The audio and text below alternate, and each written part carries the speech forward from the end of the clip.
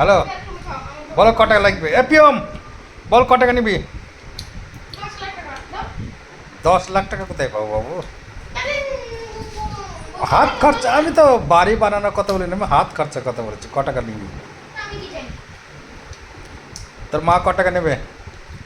অসীমা ঘোষ ক টাকার দরকার?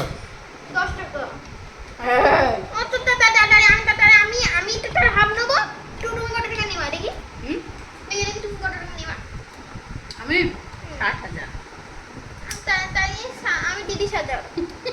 হাত খরচার কথা বলেছি আমি। 60,000।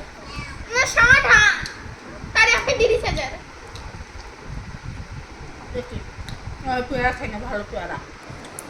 হ্যাঁ বেশি থাক, কাঁদতে নাম।